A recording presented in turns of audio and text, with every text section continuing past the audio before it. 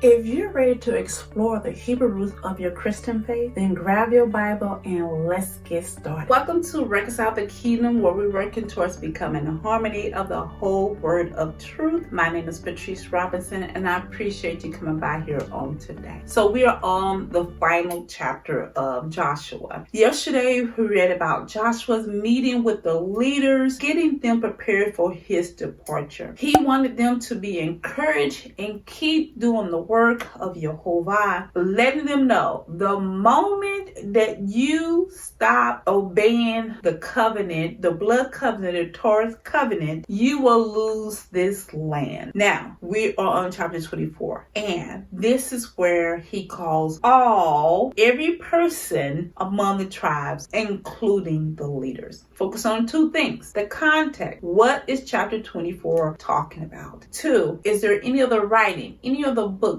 any of the letters that we have to connect to get an understanding of chapter 24, the final chapter? Here we go. I have 24 in front of me, and I hope you have it in front of you. We're going to read verse 1 through 8, and we're going to jump right on in. And Joshua gathered all the tribes of Israel to Shechem and called for the elders of Israel and for the heads and for their judges and for their officers, and they presented themselves before Elohim. And Joshua said unto all the people, Thus said Yehovah, Elohim of Israel, your fathers dwelt in the other side of the flood in old time, even Terah, the father of Abraham, and the father of Nechor, and they served other gods. And I took your father Abraham from the other side of the flood and led him throughout all the land of Canaan, and multiplied his seed and gave him Isaac. And I gave unto Isaac Jacob and Esau, and I gave unto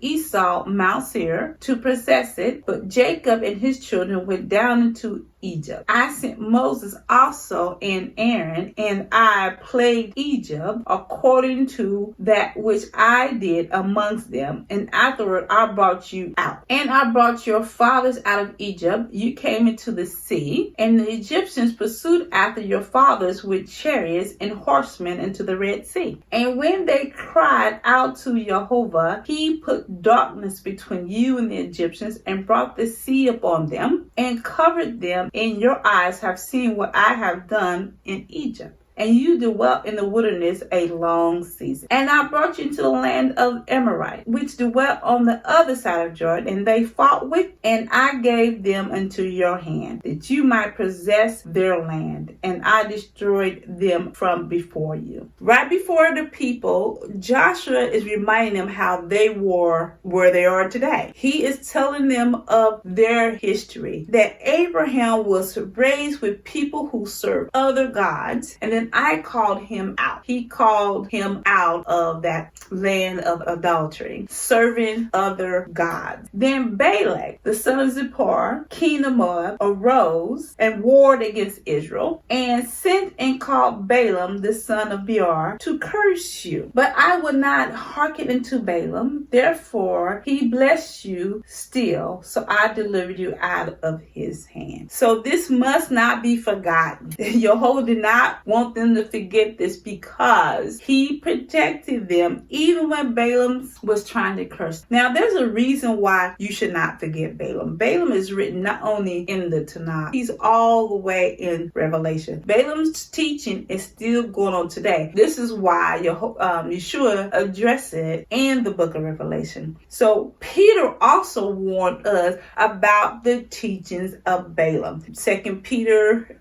chapter 2 verse 15, and the warnings about the ways of Balaam is also in the book of Revelation, chapter 2, 13 through 15. Now we're going to read verse 13. I know thy works, this is Revelation, and where thou dwellest even where Satan's seat is. And thou holdest fast my name and hast not denied my faith. Even those days wherein Antipas was my faithful martyr, who was slain among you, who Satan dwelled. But I have a few things against thee. So this is Yeshua who is talking to one of the churches out of 7, Pergamos, and he's addressing them that he has a few things against them, because thou hast there them that hold the doctrine of Balaam, who taught Balak to cast a stumbling block before the children of Israel, to eat things sacrificed unto idols, and to commit fornication. So this is what Balaam trickery to Balak to do in order to cause a stumbling block among the children of Israel. Balaam teaching is still being taught today because people are still eating those things that's either sacrifice to the gods. People are still eating those things that Yehovah deemed not food, and people still doing many other things, of course. If you want to know more about what Balaam and things that he was doing, I advise you to go to the book of Numbers, chapter 22 through 24. You'll read the entire story. That'd be good for you. Verse 11. And you went over Jordan and came into Jericho, and the men of Jericho fought against you, the Amorites, the Perizzites, and the Canaanites, and Hittites, and the Gerasites, and the Hivites, and the Jebusites, and I delivered them into your hand. And I sent the hornet before you, which drove them out from before you, even to the 2 kings of the Amorites, but not with thy sword, nor with thy bow. I have given you a land for which you did not labor. You are given a land that you did not even work on, and cities which you built not. You get in cities that's already prepared for you, and you dwell in them. Of the vineyards and olive yards which you planted not, do you eat. So you are reaping the benefits of the land. Now therefore fear Yehovah and serve him in sincerity and in truth, and put away the gods which your fathers served on the other side of the flood and in Egypt, and serve ye Yehovah. And if it seem evil unto you to serve Yehovah, choose you this day whom you will serve, or the gods of the Amorites, in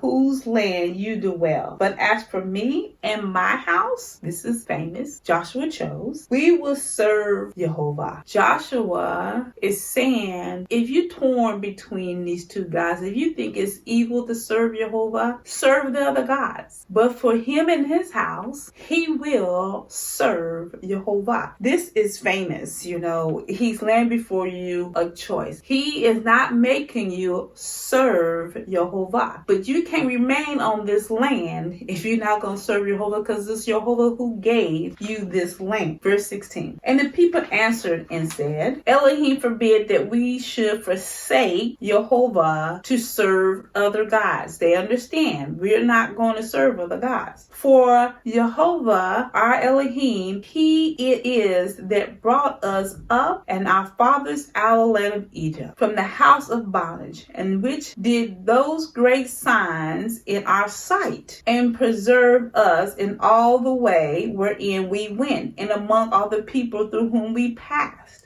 And Yehovah drove out before us all the people, even the Amorites which dwelt in the land. Therefore we will also serve Yehovah, for he is our Elohim. So they made a choice that they would serve him, just like Joshua said. And Joshua said unto the people, ye cannot serve Yehovah, for he is a holy Elohim, and he is jealous Elohim. He will not forgive your transgression nor your sin. If you forsake, this is why he's saying that, Yehovah, and serve strange gods, then he will turn and do you hurt and consume you after that he hath done you good. In other words, you will have to pay for serving other gods on the land that he has given you. And the people said to Joshua, nay, but we will serve Elohim. We will serve Yehovah. And Joshua said unto the people, ye are a witness against yourself, that ye have chosen you, Yehovah, to serve him. And they said, we are witnesses. They agreed. Now, their fathers made made that same agreement at Mount Sinai when he was shouting down the commandments and they couldn't take it anymore. They made an agreement before that happened. So now we have the children, the next generation, make an agreement that they're going to serve Yehovah. Now, therefore, put away, said he, the strange gods. Any idols that you have